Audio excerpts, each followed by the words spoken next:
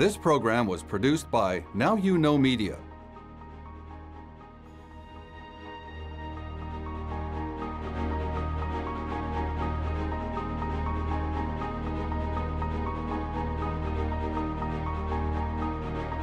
How should we conceive of and talk about God in the face of tragic, inexplicable human suffering? What kind of discourse is appropriate? What is God doing or not doing when a young person is killed in an auto accident, or when the life of an innocent person is snuffed out in war or by an act of terrorism? Where is God to be found in the midst of such experiences? Those of us who exercise pastoral ministry in the church have heard questions like these on innumerable occasions.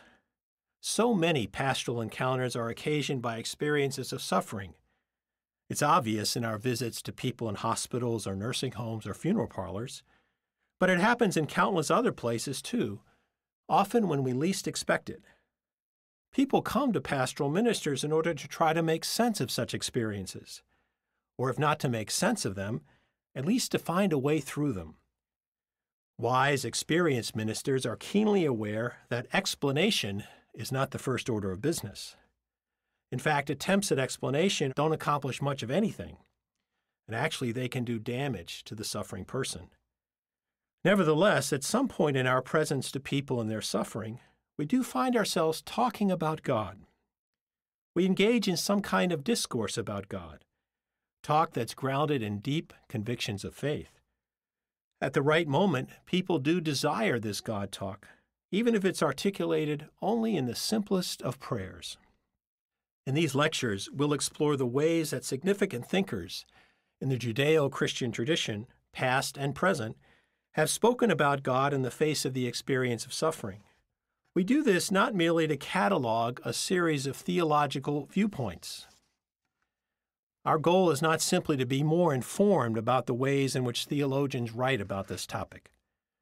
Rather, we want to enter into a lively conversation with the people and the ideas we'll be discussing.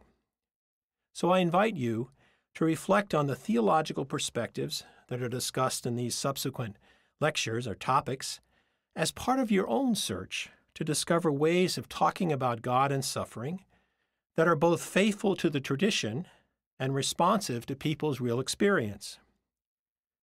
Though these lectures are about theology rather than pastoral technique, the theological principles and positions discussed here do have implications for pastoral care to suffering people, real implications for that pastoral care.